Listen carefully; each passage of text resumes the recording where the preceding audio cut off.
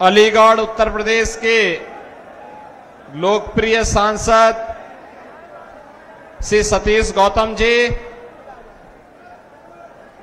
Bharatiya Janata party के लोकप्रिय प्रत्याशी श्री योगेंद्र राणा जी, हिमाचल प्रदेश के लोकप्रिय विधायक सिंदर सिंह गांधी जी, जिला प्रभारी करनाल से भारत भूषण जुयाल जी, प्रदेश प्रवक्ता श्री वीरेंद्र चौहान जी, गुरुबख्शीश सिंह जी, गुरुद्वारा प्रबंध कमेटी के सरदार गुलाब सिंह जी, श्री समित नरवाल जी, सुनील गोयल जी, संजय राणा जी, पूर्व मेयर श्रीमती रेणु बाला गुप्ता जी, भारतीय जनता पार्टी के सभी पदाधिकारीगण, असम विधानसभा क्षेत्र से जुड़े हुए मेरे सभी उपस्थित बहनों और भाइयों, मैं प्रभु श्री राम की पावन धरा अयोध्या धाम की भूमि उत्तर प्रदेश से आपके बीच में एक विशेष संदेश के साथ आया हूं। बहनों और भाइयों, यह संदेश है प्रधानमंत्री मोदी जी के एक भारत श्रेष्ठ भारत का। हमने बदलते हुए भारत को देखा है। हमारी ये पीढ़ी सौभाग्यशाली है कि पिछले 10 वर्षों के अंदर हमने बदलते हुए भारत को देखा है। एक भारत श्रेष्ठ भारत के सपने को साकार होते हुए देखा है। 2014 के पहले का भारत, जहां गुंडागिर्दी थी, भ्रष्टाचार था, अराजकता थी, देश की आस्था के साथ खिलवाड़ होता था, सुरक्षा में सेंध लगती थी, और आज का नया भारत है। भारत बिना किसी भेदभाव के योजनाओं का लाभ 140 करोड़ लोगों तक पहुंचाने के लिए जो कार्य प्रधानमंत्री मोदी जी के नेतृत्व में हुआ है, गांव, गरीब, किसान, नौजवान, महिलाएं, समाज के प्रत्येक तबके तक योजना का लाभ मिला है। बहनों और भाइयों, बेटी और बहनों के साथ कांग्रेस सरकार के समय क्या अत्याचार होता था, यह हरियाणा के सेक्स रेशियो से, लिंगानुपात से पता लगता है। देश के अंदर 2014 के पहले सबसे खराब स्थिति हरियाणा की मानी जाती थी, और आज मुझे बताते हुए प्रसन्नता है कि सेक्स रेशियो की जब हम बात करते हैं, लिंगानुपात की हम बात करते हैं, तो 900 पुरुषों पर 1000 पुरुषों पर 900 महिलाओं का ये बेहतरीन अनुपात आज हरियाणा का हुआ है। और याद रखना, जिस समाज में नारी की पूजा होती हो, उसकी गरिमा की रक्षा होती हो, उस समाज को और उस देश को आगे बढ़ने से कोई ताकत रोक नहीं सकती है। और हमारे हरियाणा ने यह करके दिखाया है 10 वर्षों में। हमारे हरियाणा ने यह करके दिखाया है। बहनों और भाइयों, जो कांग्रेस की सरकार के समय, बहुजन समाज पार्टी की सरकार के समय जो असंभव था, वह मोदी जी ने संभव करके दिखाया है। याद करिए, आज आपके करनाल में हरियाणा का पहला मेडिकल यूनिवर्सिटी भी खुल चुका है। हरियाणा के जितने मेडिकल कॉलेज बनेंगे ना, ये सब मेडिकल कॉलेज यहां से एफिलिएटेड होंगे। आपकी एक नई पहचान मिलने वाली है। हरियाणा के पास अपना एक मेडिकल यूनिवर्सिटी है, एक स्पोर्ट्स यूनिवर्सिटी भी है। आज हरियाणा में हर घर नल की योजना भी है।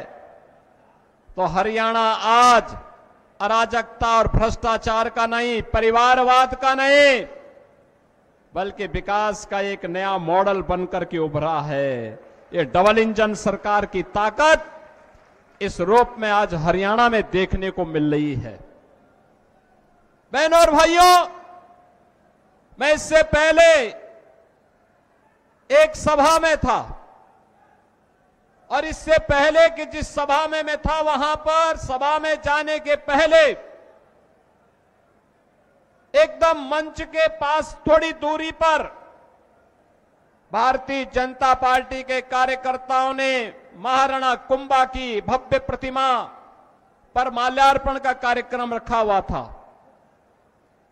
आप याद करिए, इस महान योद्धा ने भारत की सुरक्षा के लिए, भारत की संप्रभुता के लिए उस कालखंड में जो योगदान दिया था, आज भी उस महान योद्धा को, चाहे वह महान योद्धाओं में महाराणा कुंभा हो, महाराणा सांगा हो, महाराणा प्रताप हो या पृथ्वीराज चौहान हो, इन महान योद्धाओं का योगदान भारत के लिए था, अपने लिए नहीं, स्वदेश और स्वधर्म के लिए था। और याद रखना, हम सबका योगदान भी अपने देश के लिए होना चाहिए। स्वदेश और स्वधर्म के लिए हमारा सब कुछ समर्पण होना चाहिए। जब देश की बात आएगी, स्वधर्म की बात आएगी, तो इससे बढ़कर के कुछ नहीं हो सकता है। इससे बढ़कर के कुछ नहीं हो सकता है। हमारे पूर्वजों ने यही तो हमें प्रेरणा दी है, यही कारण रहा है।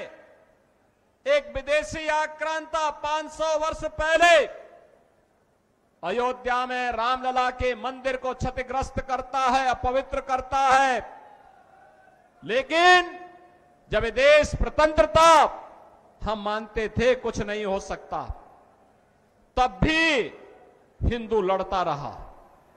लाखों हिंदुओं ने अपनी शहादत दी, लेकिन 1947 में देश आजाद होता है।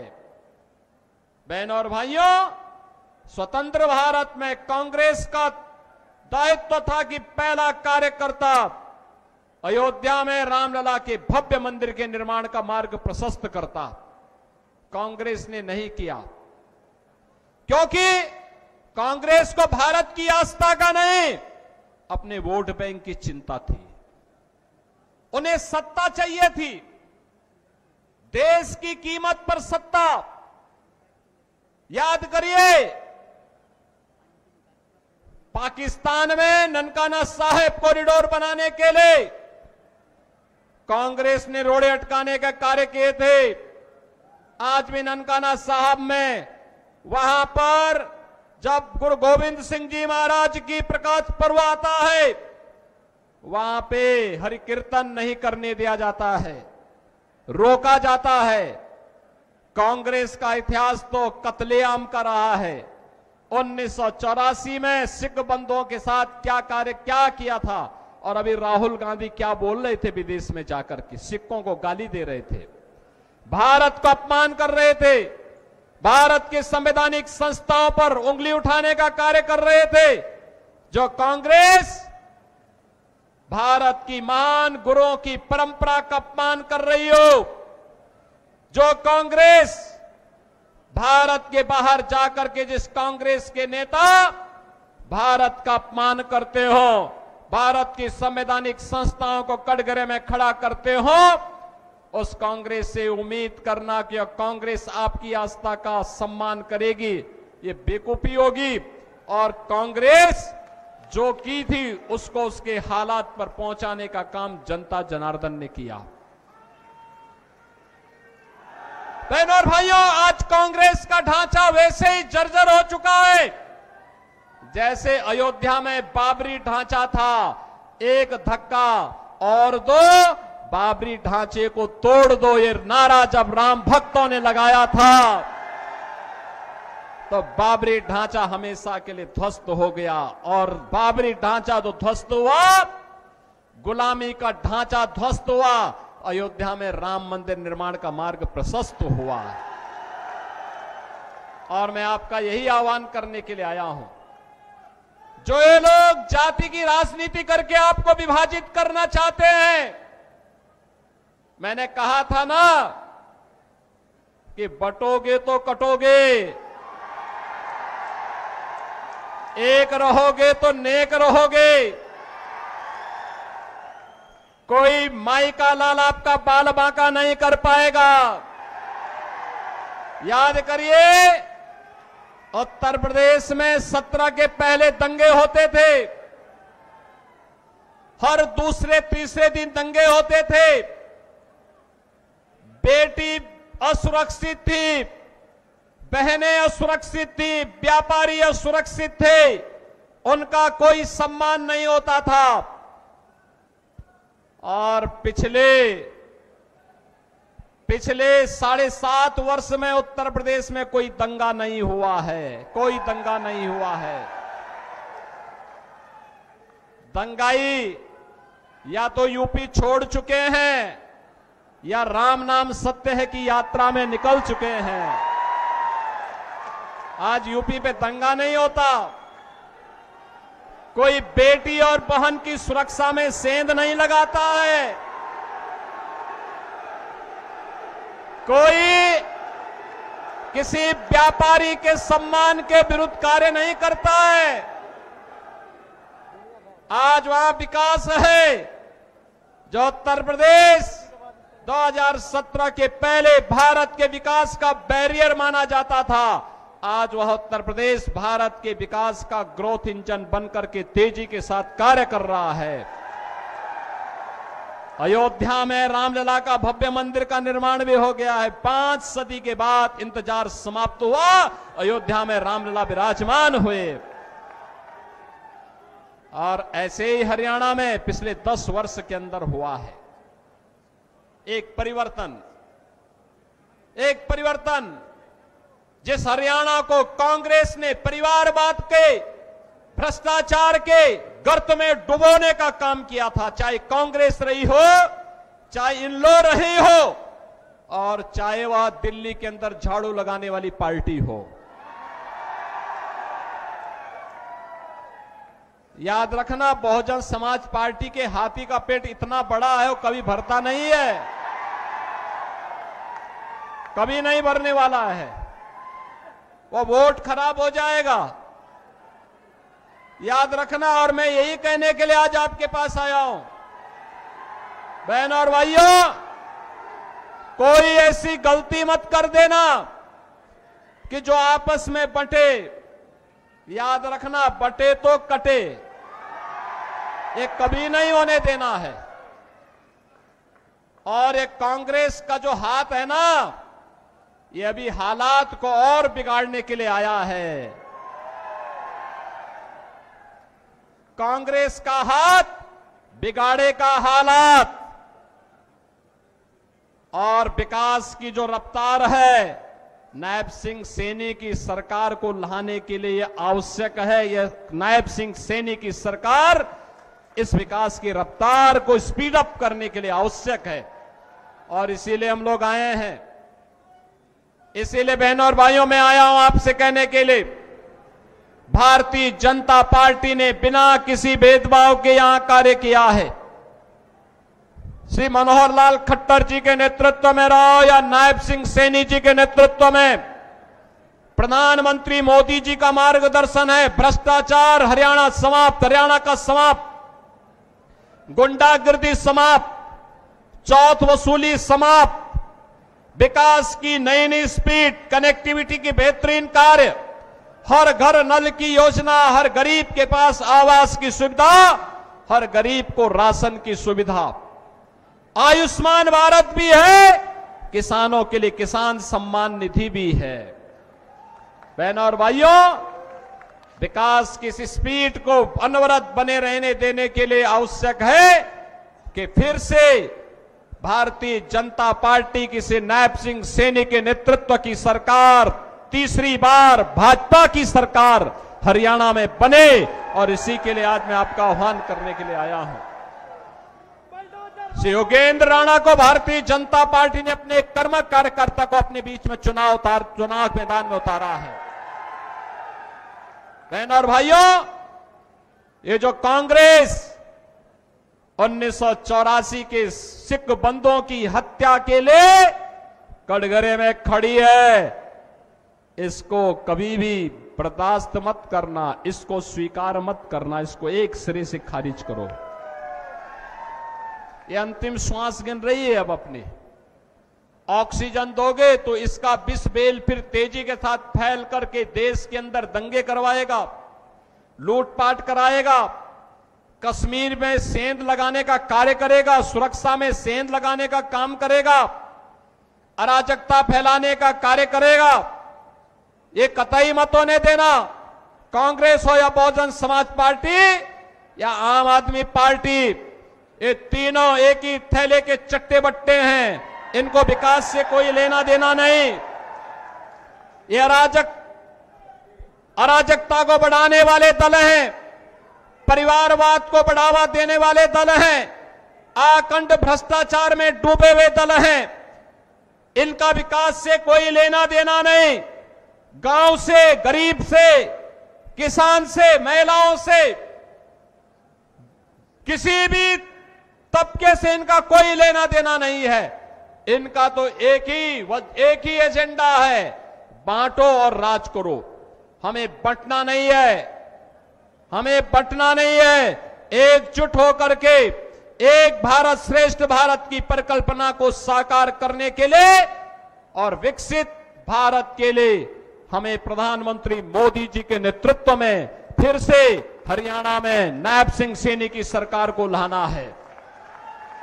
योगेंद्र राणा को भारी बहुमत से विजयी बना के भेजना है। बना के भेजेंगे। योगेंद्र राणा विजयी बनकर के जाएंगे। सभी लोग सहमत हैं? जहां तक मेरी आवाज जा रही, दोनों हाथ ला करके बोलो। सभी लोग सहमत हैं?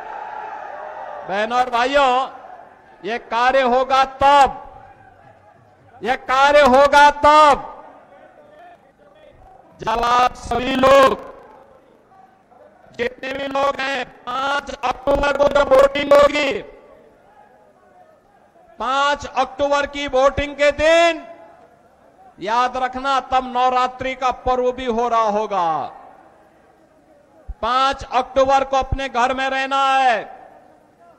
हर मतदाता जितना भी यहां पर आया हुआ है, जिस तक मेरी आवाज पहुंच रही है, उन सबसे मैं अपील करूंगा कि आप सभी लोग याद रखना, आप में से हर व्यक्ति 10-10 मतदाताओं को पहले से चिन्हित करके अपने साथ मतदान केंद्र में ले जाकर के मतदान करवाने में अपना योगदान देना। करेंगे? सभी लोग करेंगे? ये जो मंच पंडाल के बाहर जो लोग हैं, वे लोग भी करेंगे? इस पार उस पार सभी लोग सहमत हैं? सभी लोग करोगे? आपस में बंटोगे नहीं ना? देश के लिए कार्य करेंगे ना?